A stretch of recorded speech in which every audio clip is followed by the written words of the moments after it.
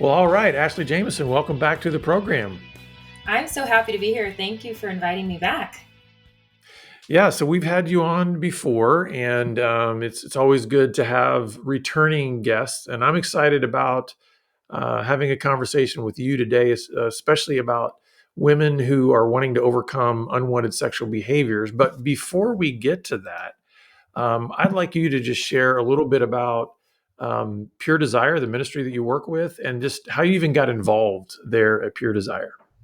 Yeah. Well, I've been at Pure Desire for 8 years now, and I got involved like many because we needed it.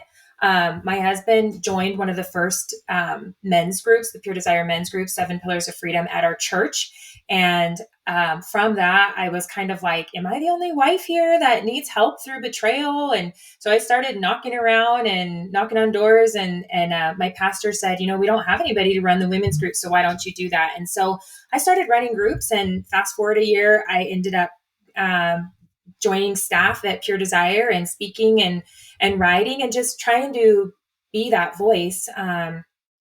That can be scary to be when you feel like you're the only one out there, whether it's betrayal trauma or you're the female that struggles with love and sex and relationships. And so, my role now at Pure Desire is overseeing the groups department and working with churches and working with people who come to me and say, "I don't have a group. I want to start a group," or a church that says, "How do we launch groups? How do we start talking about this and having the conversation?" So. We try to equip them with tools, but at Pure Desire, we also offer counseling online, conferences, all kinds of material. So we are here for the addict and the betrayed spouse. Yeah, no, what's a little bit interesting about your own personal story is that you can kind of wear two hats as a woman in this space because you can wear the hat of a wife that has experienced the betrayal trauma, but you can also wear the hat of a woman who's had her own journey through this. Can you share a little bit of your own story of where you've come from in terms of your own journey with love and sex addiction? Yeah, I mean, they say hindsight is 2020, and I realized like coming through it initially, I had like I had no rear view mirror, I had no mirror, no windshield. I was just like flying blind. But looking back, I'm able to say, wow, I had sexual trauma. I was raped as a virgin. I had confusing, shameful messages from the church. My own love and sex addiction, my own eating disorder, obsessive compulsive disorder. I mean, I had the whole gamut of things, racism, which, that was the podcast we did before.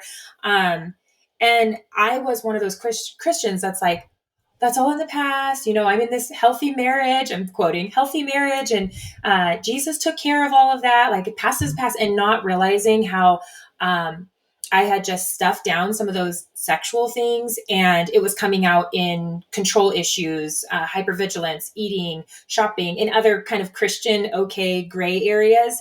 And it wasn't until I started snooping through my husband's material when he was going through group. And at that time, I didn't think I needed any help because it was his problem. He needs to stop and then we'll be fine. Right.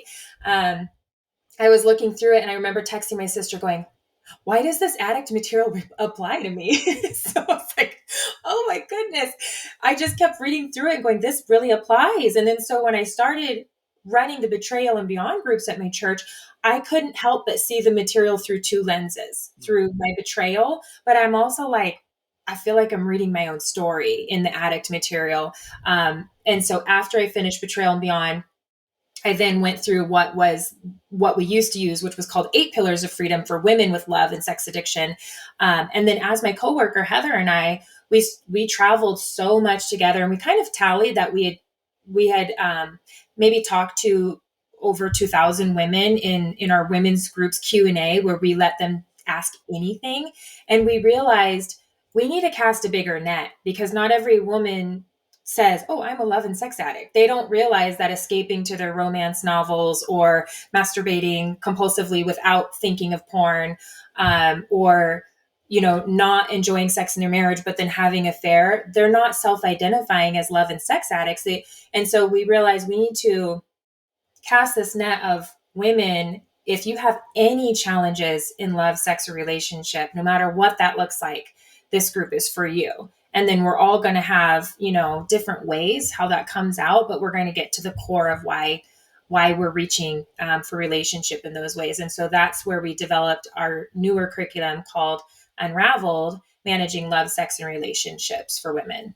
Hmm. Yeah, no, you've kind of touched on it a little bit already, but just what are some of the most common struggles you see with women within that space? And realizing, like you said, they might not recognize in a self-identifying kind of way that they have a love and sex addiction, but what are some of the most common struggles you see among women in this space of sexual brokenness? Yeah. So, you know, sexual health, whether acting in or out, is on a pendulum for those that don't know that. And so we're aiming for biblical sexual health. And what does that look like?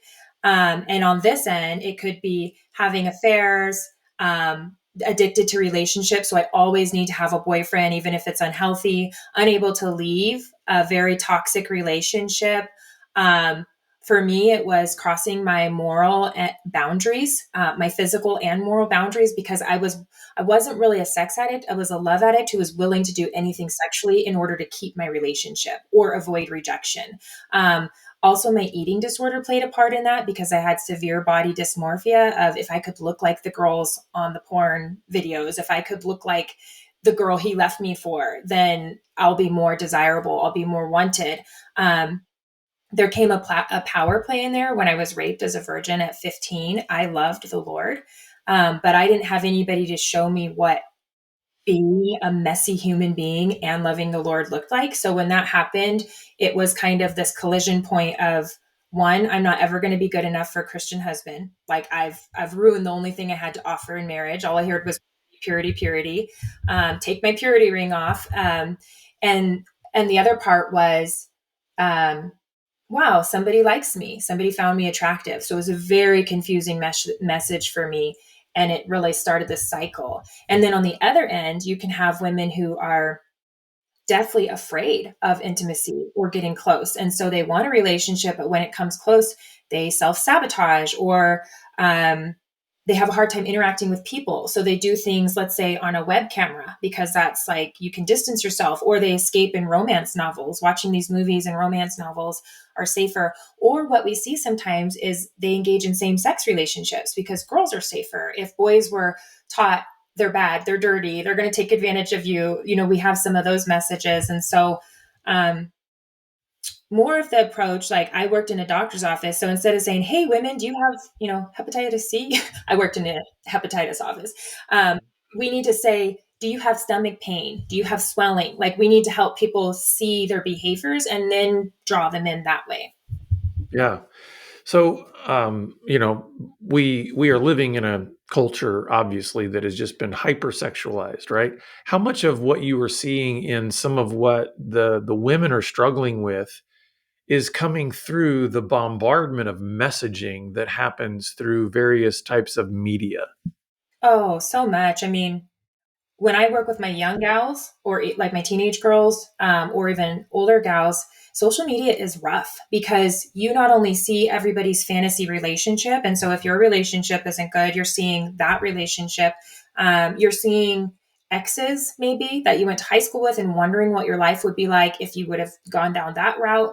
You're seeing beautiful girls in their swimsuits and bikinis and comparing yourself. I've had girls tell me, oh, I look at social media, I look at really sexual things on social media to kind of like body shame myself into making better food choices. And I'm like, oh, this is so bad. Some women are going to social media or getting their idea of what it looks like to be sexually desirable in marriage. I will tell girls that are getting married, we don't have to go into marriage porn ready or like rated R, whatever that gray movie, what I probably shouldn't name movies, but whatever these movies are that are teaching women what it looks like to be sexually desirable, especially with the violence, that marriage is supposed to be like, this is the start of forever for us. This is the beginning of us getting to explore each other, try things, be goofy, laugh. That didn't work. Let me try something, like that we get to go into marriage but that's not how girls are thinking. They're seeing TV, they're seeing social media, and they're like,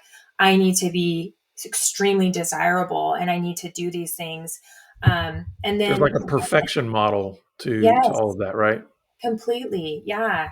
And the number of women that are now telling me that fantasizing about being raped or Mm. violently having violently pursued is what is arousing them.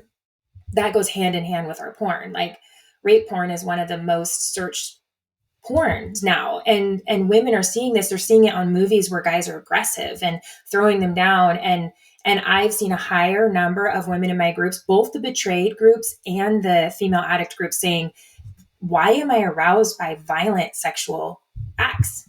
Is what we're seeing. Can you talk a little bit about, because I think sometimes what happens is it's very easy for us to see, even through our Christian lens, it's very easy to see some of the problem aspects of everything related to sexual brokenness. But can you talk for a second of what is underneath that is actually a good, honorable, God-given desire? Can you talk about some of the goodness of our sexuality, and for women especially? Yes. So I can give you a very personal example. I was also one of those women who, for some reason, I was like, why am I attracted to like aggressive, bad boy, violent type, behaviors? And I realized doing my deep work that growing up in a house without a father, which I was totally one of those Christians, like, oh, it's not a father wound, it's not a mother wound, like, and then as I'm doing the work, I'm like, it's a father wound. Right. But I grew up in a house very, very lonely. And so, Kelly McDaniel talks about mother hunger, and then we talk about father wounds. And my mom was a workaholic because she grew up poor. So providing financially was how she wanted to show love. And then my dad was gone. And then, like I've shared with you before, I grew up in a very, very white neighborhood, and I experienced a lot of racism. So I felt constantly and chronically alone. And so I've realized that that bad boy image, or that kind of aggressor I was chasing after, I was really looking for a protector. I was looking for somebody who would fight for me. But then what happens is you get into the relationship and you're like, oh, they're violent with me, they're aggressive with me. And I end up stuck in these bad relationships. But in who is it? Shannon Elthridge, her book, The Fantasy Fallacy, I love that book because she really diminishes the shame around having certain fantasies and wants to take you on a deep dive of like, where is that fantasy coming from? Some people say we do things in our behaviors and sexually because we're either trying to repeat or run from it. And so we're either trying to reenact something that felt safe or secure or made us feel loved and accepted, or we're trying to run from it and do the opposite. And so we really do have to do the work to figure out the why behind our behaviors.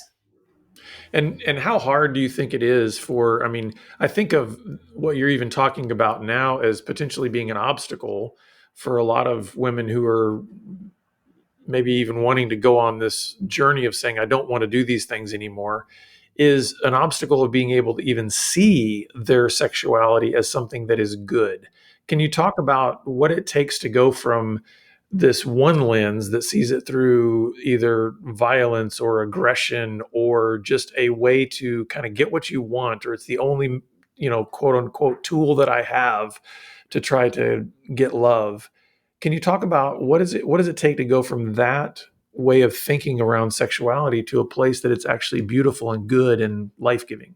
hmm I think one of the best ways is to be in a group where we talk about it in a healthy way. So I encourage like my teenage girls to start talking about it, and you'll see grown women or teenagers, they come in and they're like, oh, I don't want to say the M word. I don't want to say the P word. I don't want to say the O word, or, they don't even want to say the word. And so it shows like there's so much shame just like rooted around the topic of sexuality. And so I think first, we have to lower the shame by being a church, by being a culture, by being a parent, whatever your influence is that regularly talks about it. Just diminish shame. It just is what it is. The other day, my daughter asked me, what's oral sex? And I'm like, okay, inside I'm dying, but I'm like, I just have to tell her, I just have to tell her with my poker face, like what it is. She's in middle school, so um, I think we need to lower the shame, and telling stories and having people at your church or at your organization just sharing stories. And then once you get them in there, we can figure out what are the shame messages wrapped around. Because if you grew up in a house where either sex was talked about in a negative way, like just don't do it, it's bad, it's dirty, you'll get pregnant, you'll get STDs, save it for marriage. That's mostly what people get as a talk, or they get nothing. And saying Hmm. nothing can create shame around sexuality too. Or the mom that says, oh, don't put your hands in your pants, that's dirty. It's like we're telling 2 to 3 year olds, like, so these messages that kind of distort our thinking around it, they have to be reframed. And so, since our memories and our feelings are so closely stored together in our brain, if we had experiences that put shame, let's say we're a 12-year-old boy or a 12-year-old girl and we're looking at something sexual, and our parents walk in and say, what are you doing? That's so bad. That's so dirty. What are you doing? Or there's anything negative, we can store those sexual feelings with shame. Or we've had, let's say we're the betrayed spouse or even the addict person like me, where I'm out on a date and I don't have good boundaries because I so badly want to be loved. I'm willing to cross my boundaries sexually, but inside I have incongruent feelings. And so now the physical act of sex and the shame of what I'm doing are connected. And so that is why I am such an advocate for groups, because every time we talk about something out loud, it reframes it and our brain stores it away through the filter of today, through the filter of truth, through the filter of God's grace. And we're able to look at the biblical message and say, God created sex as beautiful and talks about it.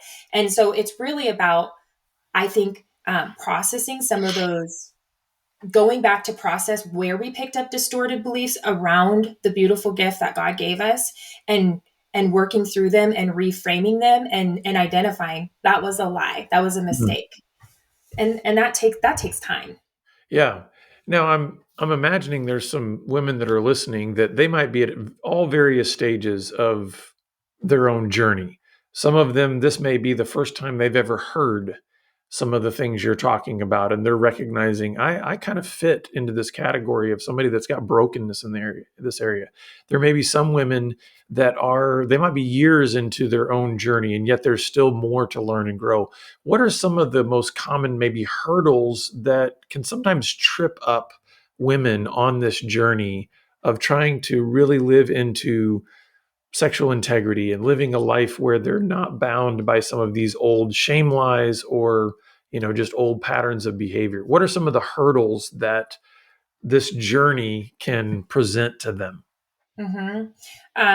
The first thing that comes to mind is it's really hard to live out a securely attach, like your secure attachment style when other people are not that way, because you do have to kind of guard yourself in different ways. And so, um, if you work in an environment, if you live in an environment, if you're going to a church that isn't really on the same page, you can feel kind of like you're on an island.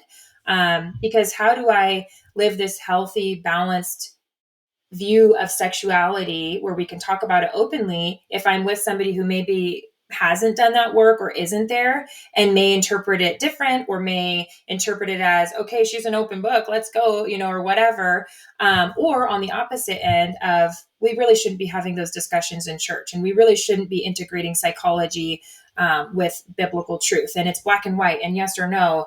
And so I find that that is the biggest hurdle with my women that I take through unraveled groups. It's how do I go find the guys that are living in sexual health? How do I find the other girls that live in sexual health? It's very, very hard. And if you don't have a church culture or a church platform, often in this arena, you are going to be the first one to say things, to be the one to make the change.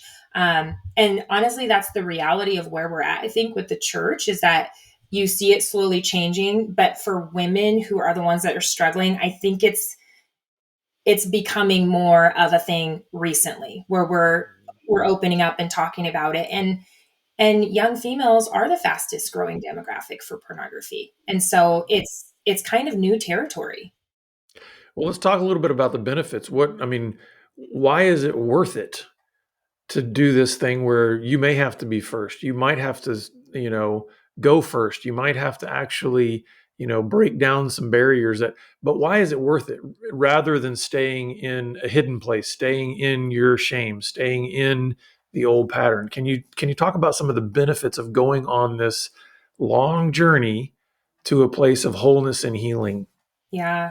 I would just say the ripple effect. Every single gal that's gone through my group has said, I wish I had this before I got in a relationship. I wish I had this before I had kids. Why does my sexual health material, why is it the number one thing that's helped me in my parenting? it's mind blowing. But I'm like, this is what they should have made me go through before I left the hospital, not how to put my baby to sleep. Like this has radically changed my parenting because we as Christians, we need to be the ones to say, this isn't necessarily healthy, but it's so common. So why not talk about it? Why do we hinder people from being in church and talking about their real life struggles? And as a youth leader, when I hear the girls say, "Oh, I can't really share this answer because it's not a church answer," I'm like, "Oh, hold the phone." Like, no, all answers are church answers. Like, we get to invite Jesus into all aspects of our life in this group. And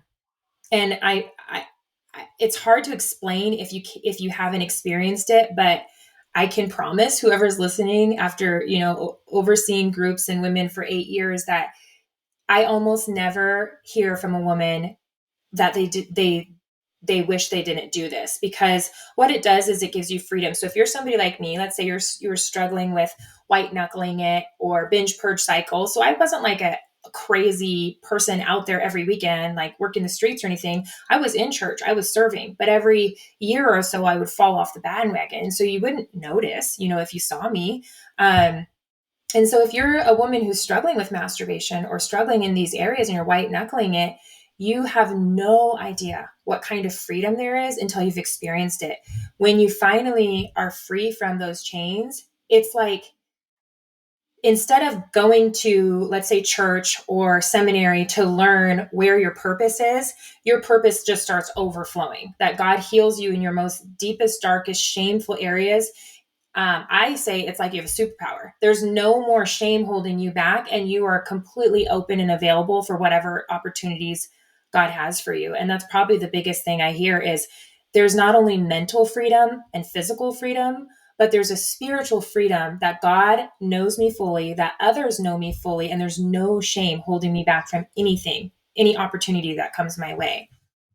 Yeah, talk for just a second about what does that kind of a journey, what does that kind of freedom do for a woman's self-perception or self-image as compared to what she might have seen herself as before? Yeah, I think it gives the woman undeniable confidence, like a genuine, I am God's daughter confidence. If you decide to leave me because I won't act sexually with you before marriage, or then you're not the plan for me. You're not what God has for me. And it just gives them this boldness in knowing exactly how they feel and what they want. And what I notice with women that come in is that they're not always aware of their feelings. It's like, oh, I'm feeling frustrated, I'm feeling stressed, I'm feeling angry. And these are kind of like maybe 3 or 4 basic feelings. And then they start learning, like, oh, this is my feelings. Will I feel rejected? I feel, I'm feeling hopeless. I'm feeling jealous. They're starting to be able to really put together their thoughts and feelings and know what they need and also why they do what they do. So then when they're real time in that relationship and they're tempted to, let's say, act in a codependent way or cross their own boundaries in order to please this guy, they're able to say, okay, I'm sensing that I'm fearing rejection right now. So what if he does leave me, that I don't do this? They're able to like pause and talk through all that and reach out to their girls that they've gone through group with and say, this is what's happening. I need some outside perspective here, because we all just think through our own filter. So I would say it gives them language. That's one of the things that I hear is this gave language. I opened the book and it was like somebody was in my head and able to write it down, what I've experienced, but I've never been able to articulate. And it gives them healthy boundaries. As Christians, we don't have to be doormats. We want to be loving and we want to be hospitable, but there is a healthy Christ-like boundary that we can put in place with people. And then diffusing that shame around sexuality so that we can just talk about it in an honest way, even before marriage, that it's not dirty to talk about sexuality with your fiance before marriage, that we don't Mhm. have to wait. So So, briefly, could you share too? Because I can imagine as women are trying to enter these environments or just even trying to enter some of these conversations, and yet they've had a filter or just kind of a lens through which they've been seeing their own sexuality and how they relate to others. And so many times, what you've been talking about, there's such a shame filter for that. Um, I can imagine that a lot of women, and we see this in men too, struggle to know what is the difference between whether I'm talking to somebody who's safe or somebody who is not around this topic. Can you maybe briefly share what are the things that would indicate that an environment is safe for you to talk about this, or a person is safe or unsafe for you to talk with them about this? Hmm. I would say, in general, it's wise to talk with people that are same sex, so we encourage that girls are in group with girls, or that their mentors regarding sexuality, healthy sexuality, dating are girls, women, and then same with guys. Um, some of the things I think, we have a healthy versus unhealthy kind of list in some of our books. And so when somebody is religious over spiritual, if you're feeling like you have to check all the boxes versus being in tune with what God is asking you to do and what Jesus is prompting you to do, allowing the Holy Spirit to work, versus here's our church's list of rules. I was talking to a gal recently, and it's like their church doesn't allow the guys to wear wedding rings. And it's like, is that a church rule or is that a God rule? And what's the heart behind that? And so, weighing, is it religious? I think one of the biggest things you can do for yourself in any situation is when you walk away, do you feel shamed? Do you feel worse about yourself? Or do you feel understood? Do you feel encouraged? Do you feel supported and like you can go out and continue to do good work? That's good.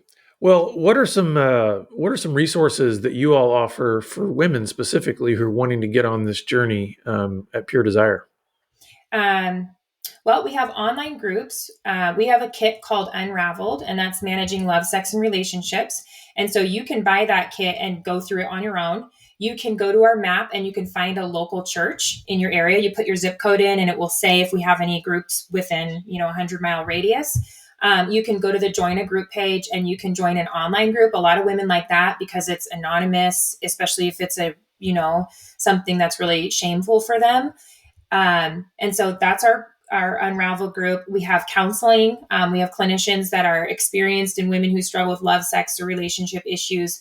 Our newest resource that we're working on that's not out yet is for young college age single gals. And so that should be out by the end of the year. And then also we'll be dropping a new podcast this spring that's for women only. I mean, it's for women by women, but it's called Unfiltered Real Talk About Love and Sex, and or about sex and love. And so it's going to be a platform where women can ask anything. They can get advice, and we'll answer it on the air for them.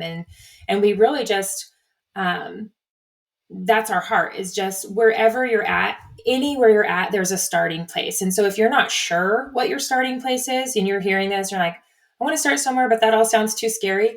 Email me, call me. I love listening to people and where they're at, and then saying, okay, maybe we can take this baby step if you're not ready for group or Mhm. counseling. That is so good. Well, Ashley, as always, it's great to have a conversation with you, and I love what you guys are doing at Pure Desire to really help women step into this space, because I do think, I've been doing men's ministry for over 20 years. Yeah. And I feel like there is so often this double shame that so many women Yes. feel in this space. And so, any final words of encouragement that you would just have for a woman out there that is experiencing maybe that feeling like I am under the weight of the world and I don't know if I can do this? Yeah. My encouragement would be that you are not alone.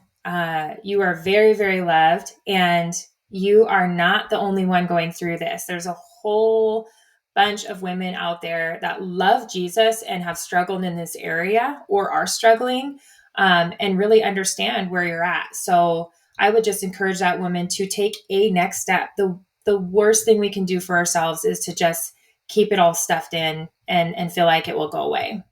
That's good. Well, Ashley, thank you again for being part of this conversation. And it's always a joy to have you on the program. Yeah, thank you so much for having me. Yeah.